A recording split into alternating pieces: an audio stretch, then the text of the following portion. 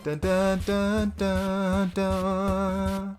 Dun dun dun dun. Dun dun dun dun dun. Dun dun dun dun. Dun dun dun dun dun. Dun dun dun dun dun. Dun dun dun dun dun. Dun dun dun dun. Like seriously, Mario Strikers pause music is elevated music, which is so ironic because that's the most violent Mario game ever made. And if for some reason you pause the game, it turns into some elevated music. Like what? The contradiction.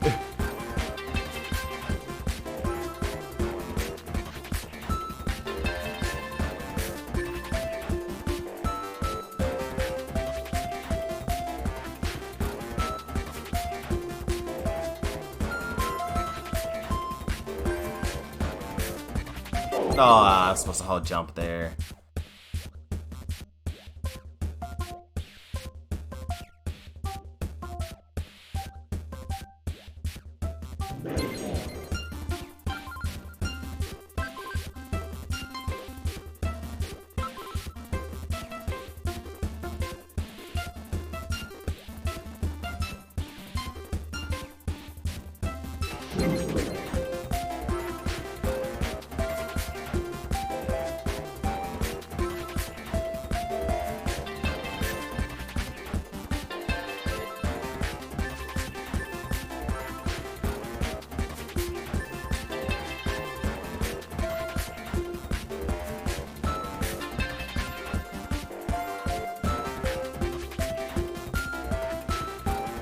I almost got hit there. My duck was like too close to getting hit.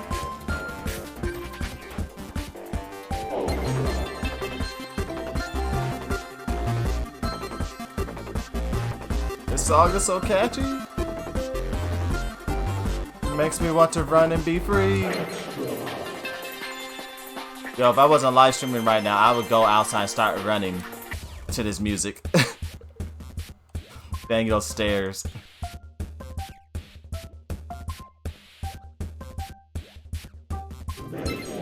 Like seriously, I would just start running with this music playing on my headset if I was not live streaming right now.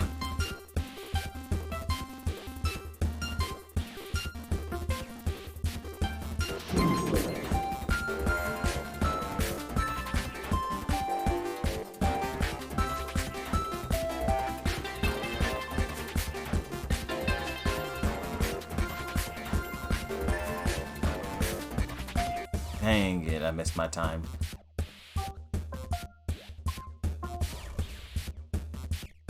And when you realize how long you gotta be perfect to beat beat a level on here, it's like, dang. I guess that makes sense because... Dang it, I missed it. And if you were playing music, like if you're recording a song, you technically need to play the song perfectly. Because like, who wants to pay for like an album or something and you're sitting here messing up notes, you know what I'm saying? So it kind of makes sense that like music games always try to make you play perfectly. Because like, you know, song got to be perfect. You can't release an unfinished song. It reminds me of this other music game I was playing, which has such a unique concept. I think it was made by the same people that make Guitar Hero. It's called Amplitude. And like the storyline for that is that you are a doctor and you are in a you shrink down into a nano-sized ship and you go inside a patient's brain and play like music to like heal them or something because they're like in a coma or something. Dang it. Neighbors look out the window, see me running, jumping, and sliding. They probably think I'm a YouTuber or something. Oh wait, hold on. But oh wait, where was I? Yeah, so in that game you're like a doctor in a nano-sized spaceship and you have to go inside a person's brain and play music to heal them out of their coma or something.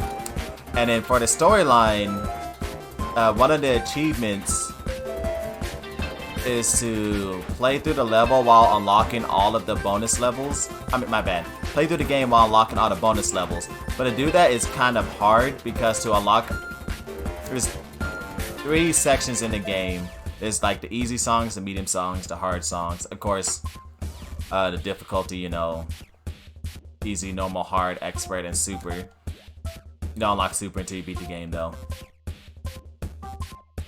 But yeah, you got the slow songs, the medium speed songs, and the fast songs. And it's broken up 5 songs per section. There's 3 regular songs, then there's the boss song, and then there's the bonus song that you can unlock.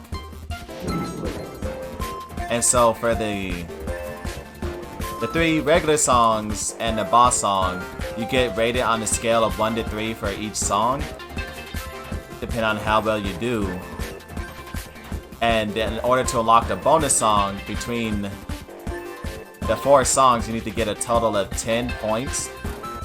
Which, let me do the math.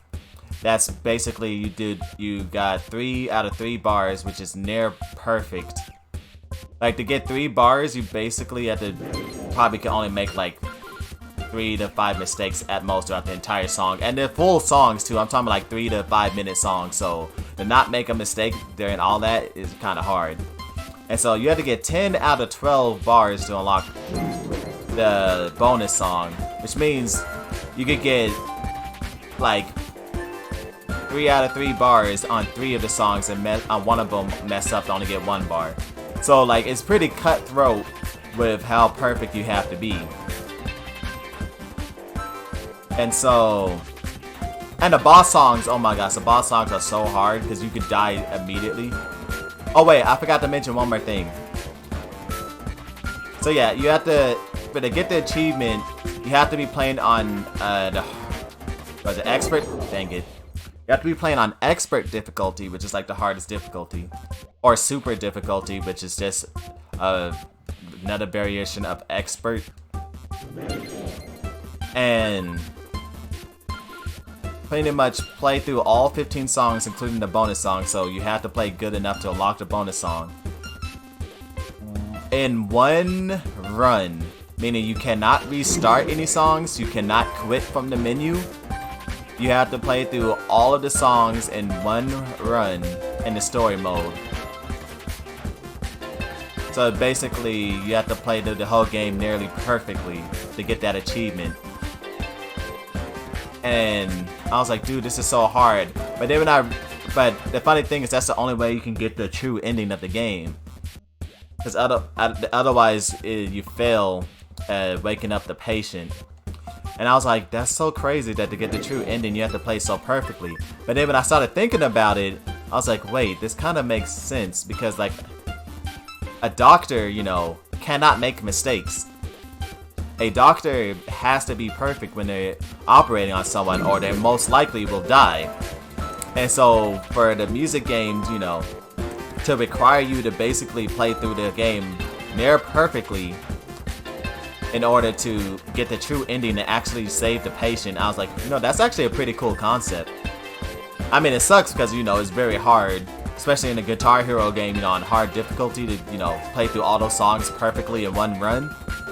But in, like, when I actually did it, I felt so happy because, like, I felt, even though I know it's a game, I felt like I actually saved someone's life.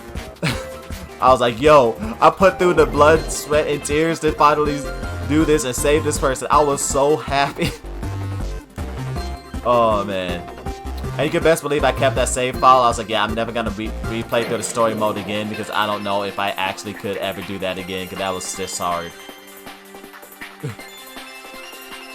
Dang it, I didn't jump on him. Oh, and then like the game is like Guitar Hero, but kind of more complicated, but at the same time not as complicated. Because you only have to press 3 notes instead of 5. However, all of the instruments are like on the screen. So, you know, percussion, bass, vocals, like every instrument for the song is there. And how you play is that you have to basically play perfectly for a certain amount of time on one of the instruments, and then blow up the rest of the path for a certain amount of time, and so you can switch to another instrument. And so you have to basically play perfectly, just get one instrument to start playing while you switch to another one, and continue that until you basically have all the instruments playing, and then the parts start coming back after a certain amount of time. So you basically, it's like harder than Guitar Hero because now you have to keep track of literally every instrument in the song, but at the same time it's kind of easier because you only have 3 notes to worry about instead of 5. But you know, it's give and take. It's harder because now you have to listen to every instrument, and the percussion parts are very hard because you know, percussion, you know, is one of the hardest instruments to play because the rhythms are just crazy. But you know, you only got 3 notes to press instead of 5.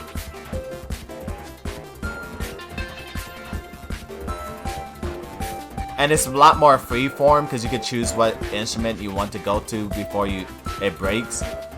It's because you pretty much all the instruments are lined up in lanes.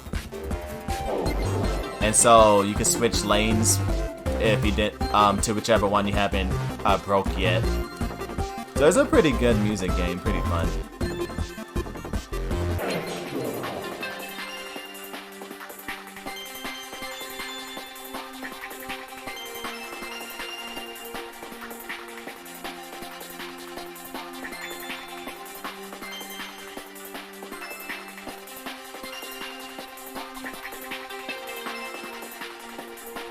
Oh wait, oh, I was not ready for that.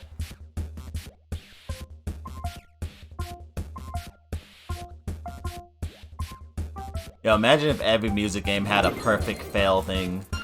If you don't play perfect, you just failed the song.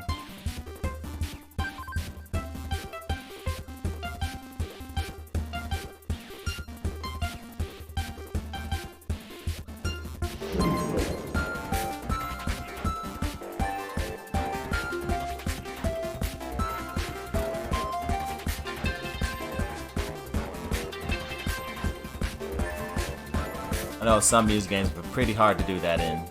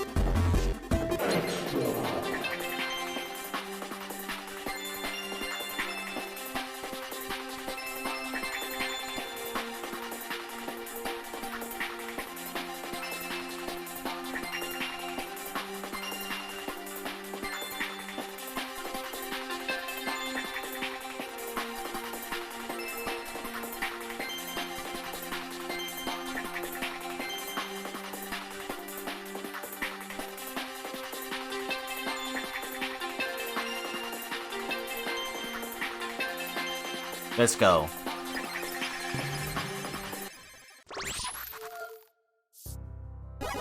Oh no, construction and traffic and an accident. How do you get your car stuck in the hole? Oh, simple question. Some idiot who does not pay attention to the cones decides, let me drive through the cones, and then they fall in the hole. I've literally seen someone do that before because people are like dumb for some reason and can't follow simple instructions.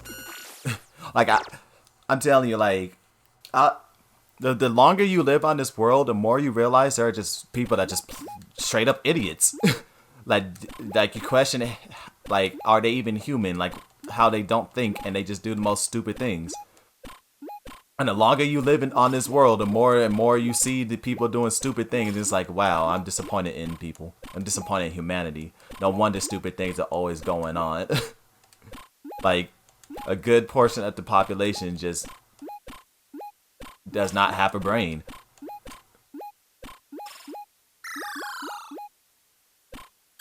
Oh my goodness, I cannot believe I missed that. Oh my.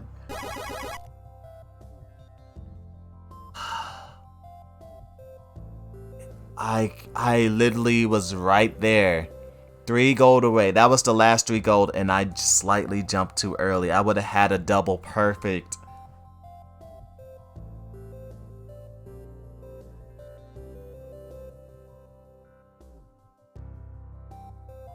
Dang it, I almost had a double perfect. Yeah, cars face first and what like I said, people are idiots, they just do stuff, they don't think.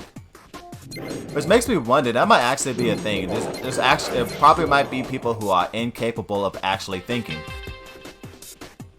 Because I remember I read somewhere that there's two types of thought processes that people can have, and then unaware that the other person has that thought process. So the one I have, which I assumed everyone else has, is that you can have an eternal monologue, you know, think to yourself, like in TV shows where a person, starts talking to himself. Yeah, so like that's how oh wait, I was supposed to use the spring. Okay. That's how I assumed everybody worked. But apparently that's not how everybody works. And there's another thought process, another thought process which people could have, and they don't have the one I was just talking about, which they don't actually have eternal monologue. They are incapable of doing an eternal monologue. They just think in abstract thoughts like pictures and stuff. Which I'm sitting here like, wait, what? Because like I don't think like that at all. Well, actually, sometimes I do if I'm trying to think of photographic memory, but majority of the time I'm always thinking like an eternal monologue. But yeah, there's apparently people who think in like abstract images and stuff and don't actually have an eternal monologue to think. And like, I'm like, wait, that's actually a thing? And like those people is like, wait, people have internal monologues are a thing? I thought that was just, something they played up for movies, for the story. I didn't think people actually could do that. And I'm like, what? I'm like, wow, there's actually people who cannot have an internal monologue. And I don't know what decides that. But that's just crazy when you think about it. And that probably explains why some people are just straight up idiots. I think the people who don't have internal monologue, that just think in thoughts, just turn their brain off and just, do whatever. But there has to be an explanation why some people are just straight up idiots. And it's not like special ed people. I'm talking about like just normal people who just straight up idiotic for no reason. Dang it, I keep missing the springs, thinking I have to jump over it. But yeah, that's just crazy to me that there's like people with two different thought processes. And I can't imagine just thinking in images and abstract thoughts all the time. Like, I have an eternal monologue with myself so much. I could not imagine a life not being able to do that.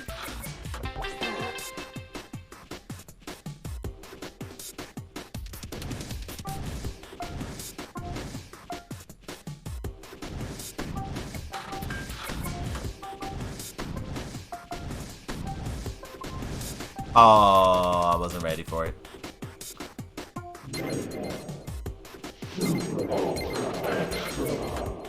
Oh wait, I guess we figured out who was shooting all of those fireballs throughout the entire level. Guess it was this guy. Hey, how far does his fireballs reach? I've been running for quite a long time.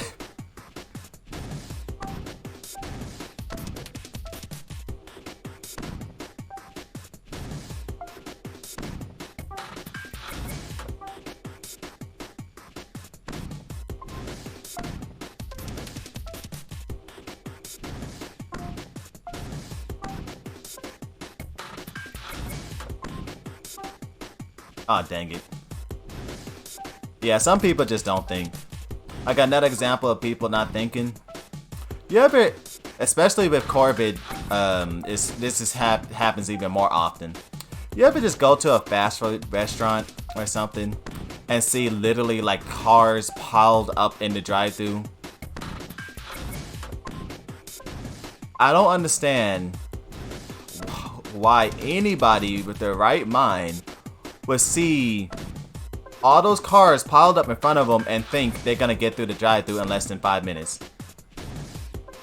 Like, I've literally been inside stores where I've seen like the drive-thru piled up, and then customers sit here and start cussing the poor employees out through the window saying, "Why did it take so long for me to get my food? This is a fast food restaurant. I should have my food in less than 3 minutes." Like, dude, do you not see all the people in front of you?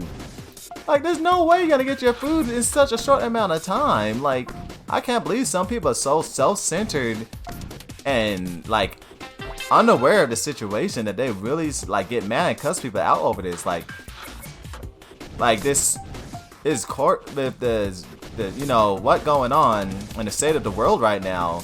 They're low on employees, and then more people are just sitting here buying a ton of food for no reason. Like, there's no reason to be getting mad because you have to wait because you decided to get in a drive-thru that clearly had 20-something people in it and expect to get through in like 3 to 5 minutes. That makes no logical sense at all. It just does not. And I feel so bad for fast food restaurant workers because, like, people are just mean, rude idiots with no consideration for other people.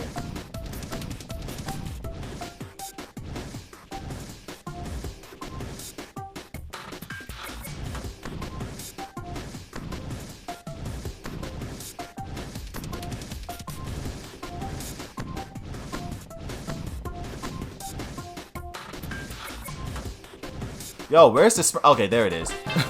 I was like, dude, this was lasting for a long time. Like, that third phase was a long one.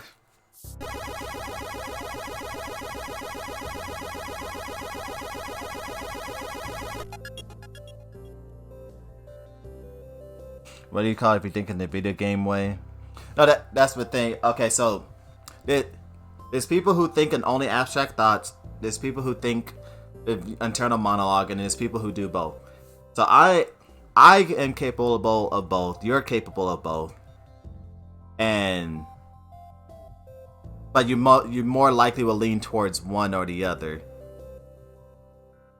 Cause like I'm mostly thinking abstract thoughts, but I mean, my bad. I mostly think in internal monologue, but I do think in abstract thoughts sometimes.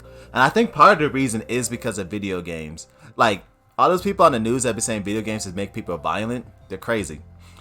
I wouldn't be as, like, smart as I am today if it wasn't for video games. Because video games open your mind to a much wider world of things and puzzles that you could do.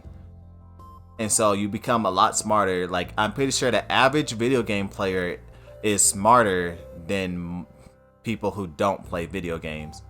On average, you know, of course there are, you know, dumb video game players, and of course there are people who don't play video games that are smart.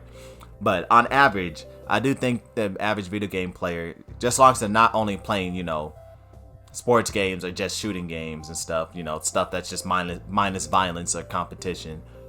But, you know, if they dabble in, you know, a variety of games that, you know, require some thought, I believe the average video game player is, you know, smarter than an average person.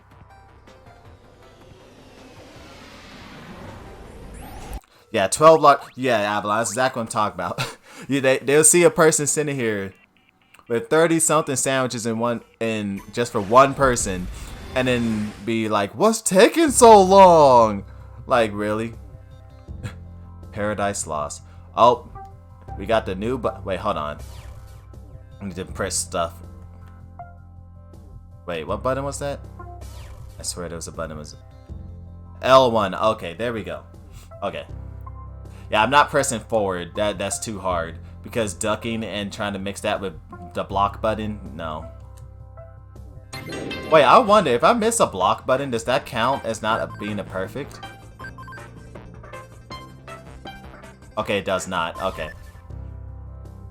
It's just for a higher score. But yeah, look at that. The paddle from the first game is making a comeback. In Runner.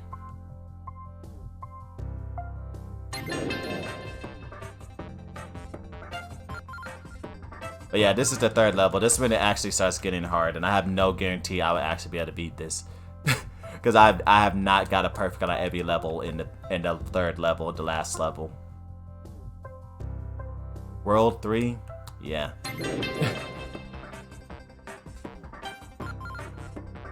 Dang it. Yeah, I want to get one of everything on the menu and expect you to make all of that while short-handed in less than 3 minutes, because I'm a a self-centered brat who doesn't care about other people or know how stuff actually works in the world, and I'm gonna cuss you out and say I'm gonna call your manager and stuff and be a Karen because I don't like you and I'm the best person in the world. Like that's basically how these people think. Like this logic does not like they don't apply logic to the situation. There's no way you're gonna order so much food and it's gonna be ordered to you. Like, it's called a fast food restaurant. It isn't called it's called fast food restaurant. Meaning the food is made quicker than a restaurant that takes like 30 minutes just to make 30 minutes to an hour to get you your meal. Yeah, it takes them like the food cooks a lot faster, but that does not mean the food is instantaneously. It's not instantaneous fast. It's not an instantaneous food restaurant. It's called fast food restaurant. There's a difference. And people really be out here thinking like the food could be cooked in like 2 seconds. Like, no, the food still takes time to cook in a fast food restaurant. This isn't no like space restaurant or something in which you get food in like 2 seconds. Like, no. People have unrealistic expectations and get mad when they have to wait. Like, I'm so disappointed in people. Oh gosh, that's a tough. Yeah, this is a tough level. I might have to end this here. Well, end this game here and come back to a later time, because yeah, this is a tough level and I have no confidence right now that I could just get through all these levels in a reasonable amount of time, because this is when the game actually gets really challenging. I might be able to beat the first level though. Ah, dang it. I accidentally pressed the jump button twice, so I accidentally did a far jump.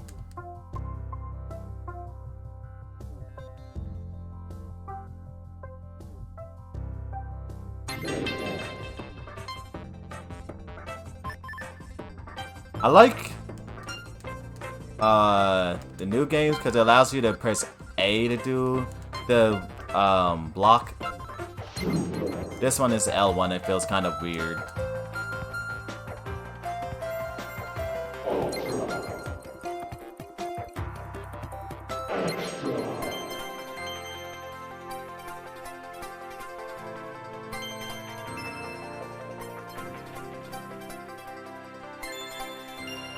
Let's go. Well, at least I can say I did one of the World 3 levels on hard. Oh, do I have to stop blocking on this too? Yeah.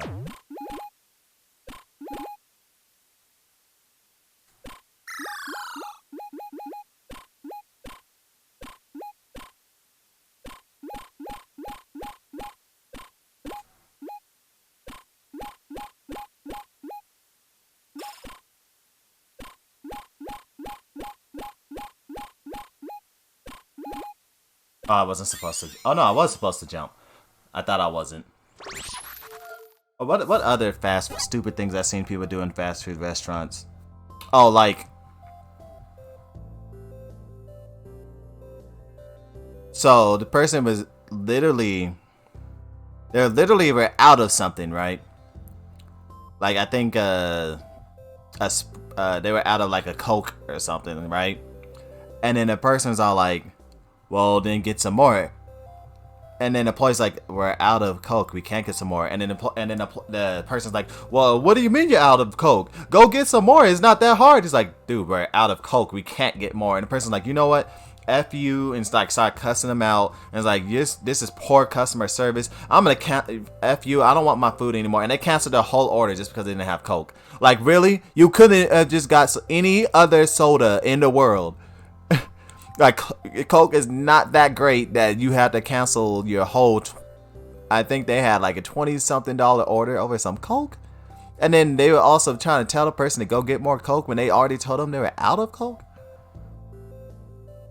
Like, what logical sense does that make? If they're out of something, what do you expect to do? Just pull it out of their butt to give you? No, that's not how that works. And some people really act like Like people could just like there's employees supposed to just bend the laws of physics in order to satisfy a customer. Like no, that's not how that works. Or like what's the saying called? How many people like to throw around the customer is always right, and they don't even know where that phrase originates from or what it actually means. Like the customer always right does not mean the customer could say whatever the heck they want and get away with it. Like no, that's not how that works. Like if the customer is always right, that means the customer will be like, all right, that thing right there that costs $100, nah, I want it for $5. Like no. And you expect and they're supposed to say, oh, the customer's always right. All right, we're gonna charge you $5. No, that's not. No. What it originated from, I believe it originated a long time ago from some clothing store, in which the phrase was the customer's always right, because if the customer, for example, had a pair of clothes, even if the employee thought the customer looked ugly in the clothes, if the customer thought they looked good in the clothes, the customer's always right. Yeah, you tell them they look good, so they will buy the object. But that does not mean the customer could just, say like, oh, well, you should pay this to only charge this or whatever. No. Ah, dang it. So it's like, people twist that phrase around so hard. It's like, no, it just means, like, for example, on the sandwich, if a customer wanted to take tomatoes or something off their sandwich, yeah, the customer's right. We're gonna do that for you. But it does not mean you can just completely change the rules of the establishment because you're a customer. That's not how that works. But people just, try to flaunt that around and try to change the way things work. I'm like, dude, people in this world sometimes just, they upset me so much with the amount of stupidity they have and how much they are self-centered and try to manipulate the world for themselves.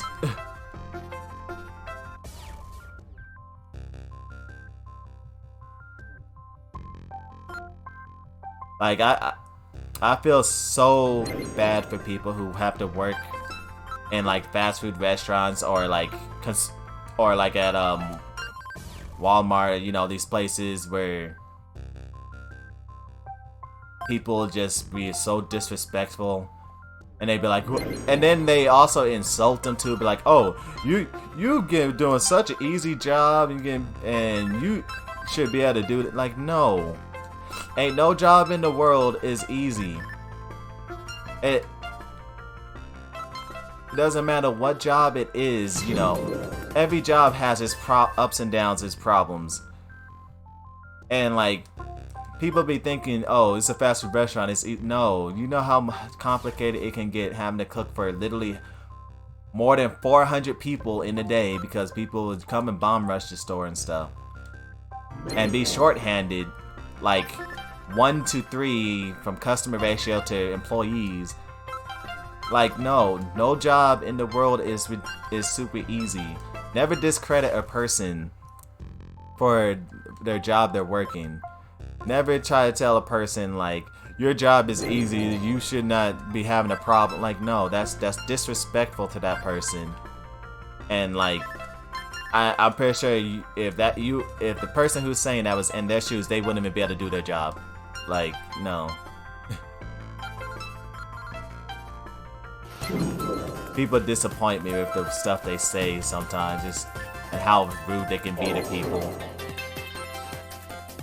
Like, people sometimes really just need to take the time to analyze the situation or step in someone else's shoes. Because like, everything is not always as it seems. Something can look very easy, but then when you get down to actually trying to do it, all of a sudden it's very hard. Like, you can never just dang it, that jump got me. You can never just assume something is like this. Oh, show up at the last minute, order a big order. Oh, the classic store closes at 12 and someone shows up at 11:59 and order everything on the menu.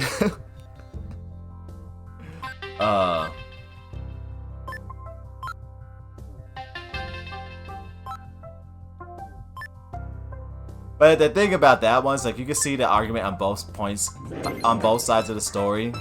You know, it says the store closes at, you know, 12. Then, yeah, you show up at 11:59, you expect you still be able to order something. But at the same time, you know, the store is supposed to close at 12, not after 12. And so someone showing up at the last minute prevents them from being able to close at that time. But yeah, this sides on both sides of the argument for that one. But yeah, if you're gonna show up at the last minute, don't try to order everything in the store though. Like, these people are trying to go home. Please let the poor souls go home.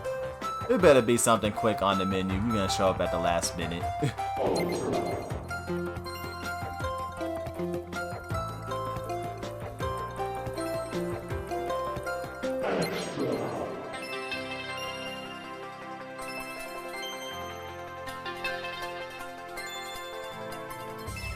Oh, what? I thought that was a long jump.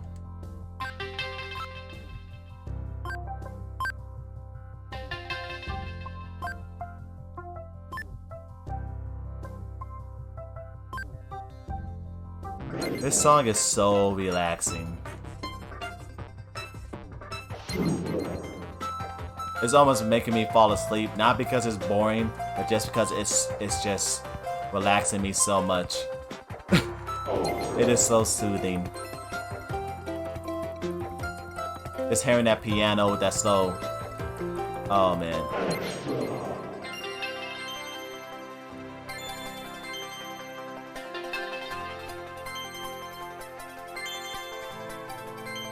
No! I was like a frame behind on that last piece of gold. The gold was right there.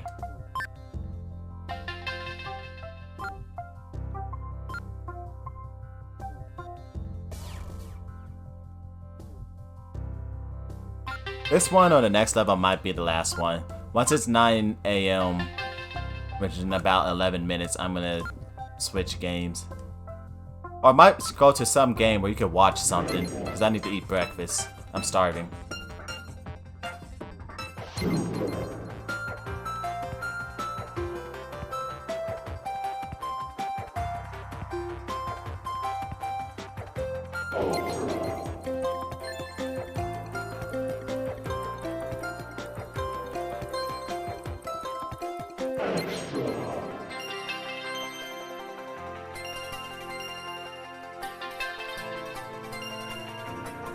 Oh, dang it.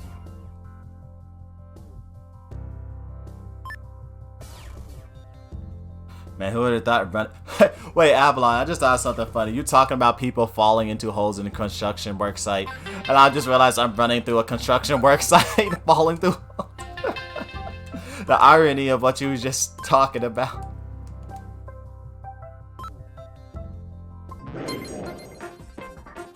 I'm literally running through a construction site right now in the middle of a city,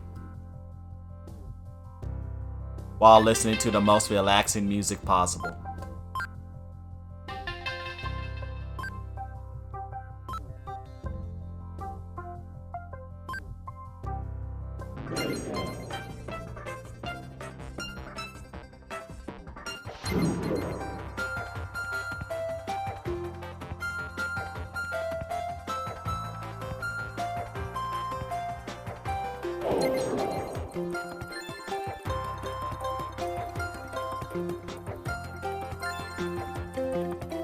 No.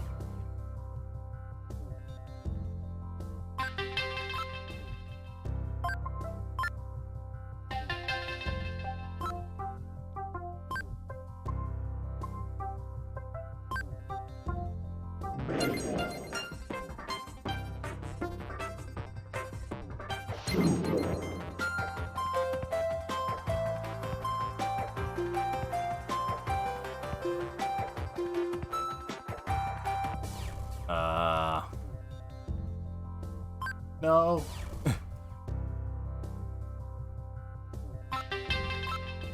I'm so sad because I literally made it to the end of the level, but barely missed the last gold.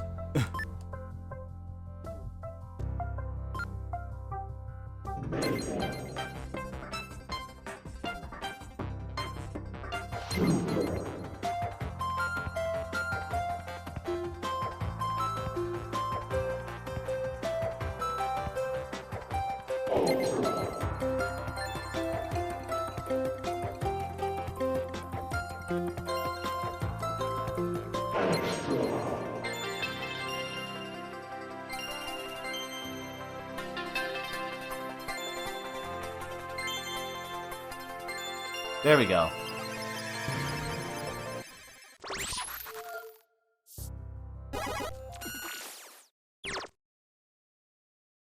Alright. Retro challenge. No, it's a good thing on hard difficulty. It doesn't actually require you to do a double perfect. To continue on. Could you imagine that? Oh man, that would be so hard.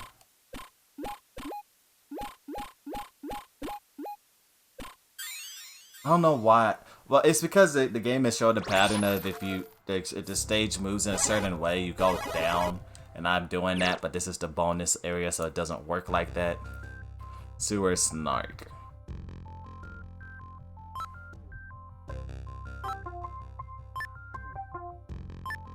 Oh, I missed it.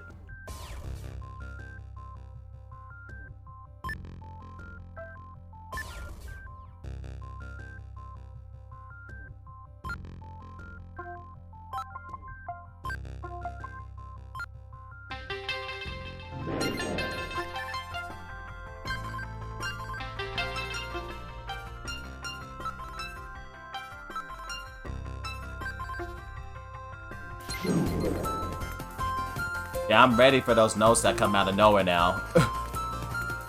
I pressed the wrong button.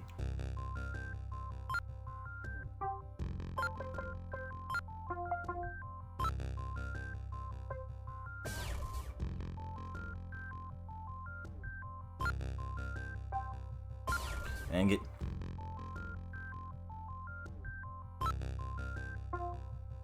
Oh no. Wait, what does that say? I'm only a cat? Does that say I'm only a cat? It does! I didn't even notice that graffiti down there. I'm only a cat. Dang it, I missed my up input. What's that in the original? I don't remember that. I don't remember ever seeing it. Wow, I completely missed the thing. I don't remember ever seeing a Commander Video Cat.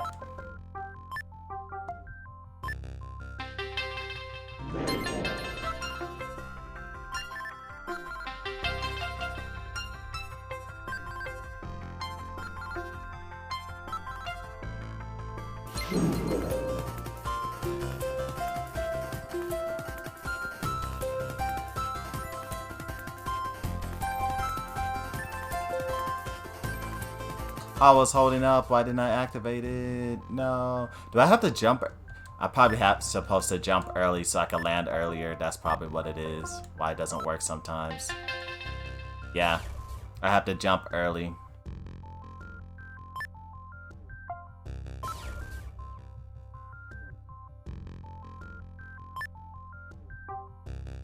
I wonder if I can make it automatic by holding jump here. No, I have to let go early. Okay, I can't make it by holding jump. I mean, I kind of have to hold jump, but I also have to let go a tad bit early. Yeah, there we go. That's the timing.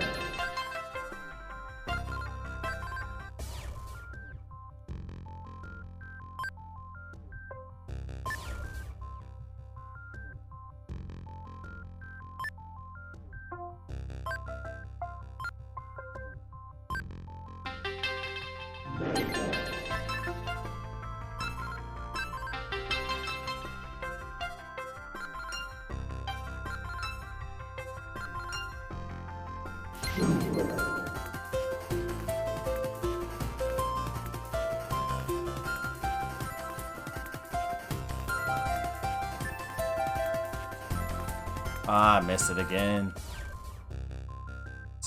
The timing is so precise right there. Like, it's weird because usually you have to hold a button for a certain or just tap it. But right there, you have to like hold it for just a tad bit and let go a little bit early so you don't overshoot it.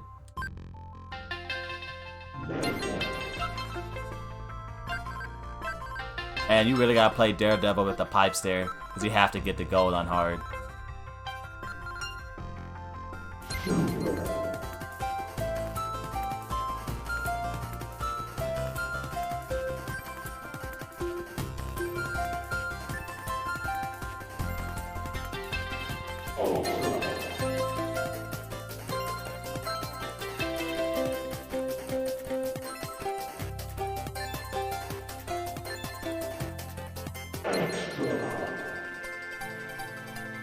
Goal!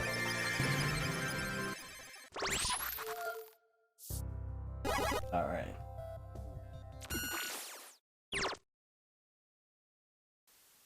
Retro challenge.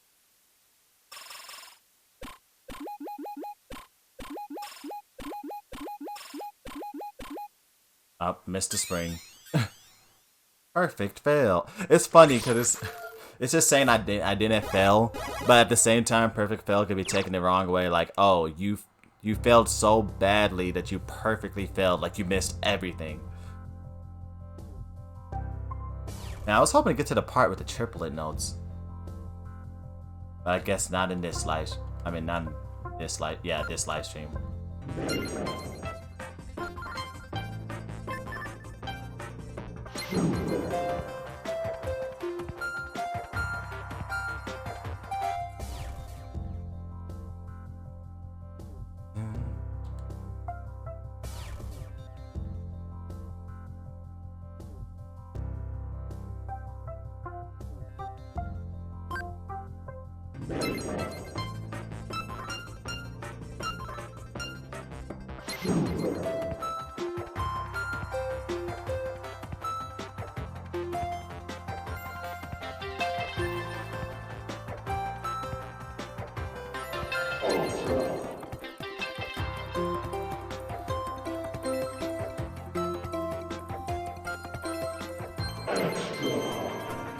Oh no! I missed my jump.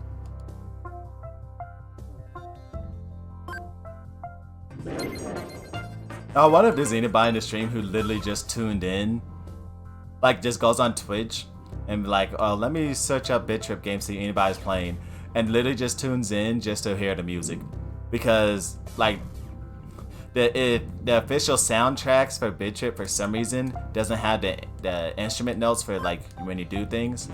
You know how like it plays a sound every time I dodge something, right? So the official soundtrack doesn't have those sounds in it. It's just the background music.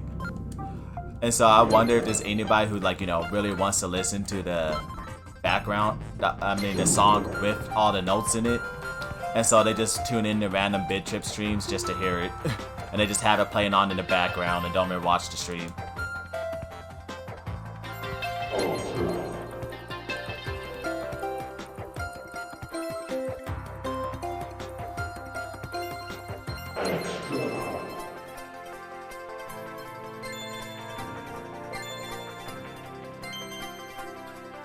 Ah, I missed my jump timing.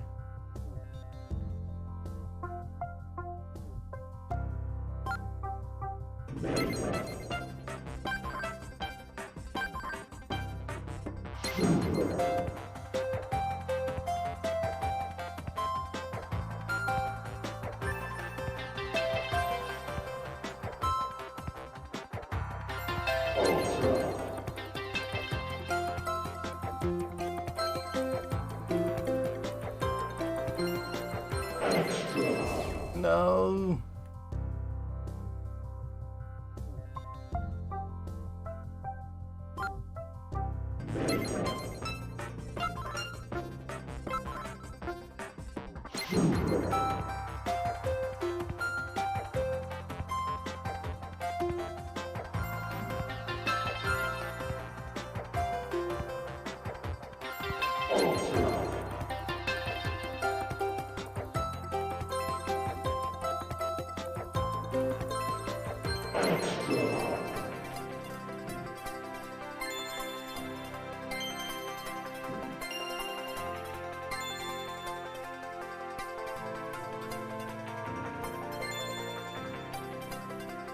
Alright, let's go.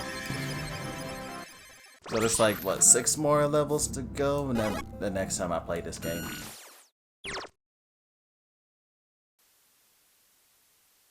Still never got a triple per. I really just missed the first note.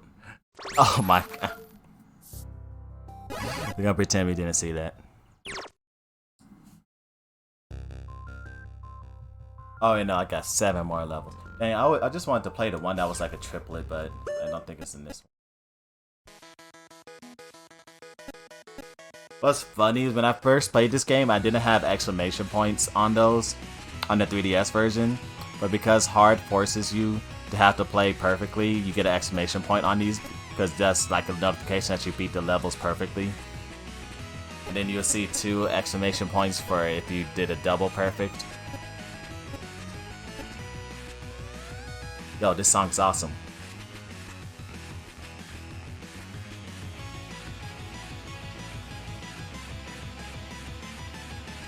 You can't see it, but I'm totally rocking my head right now because this menu song is epic.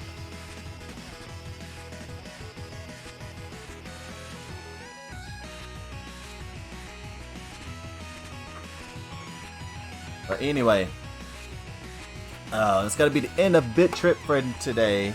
We're 8 hours into the stream. My bad, 9 hours into the stream. Gonna figure out what game I can play without me actually playing, so I could eat breakfast. And then load that game up. So I'll be back in like maybe 5 to 10 minutes. Go use the restroom, set up my breakfast and stuff, and come back and figure out what game. So I'll see y'all in like 5 to 10 minutes.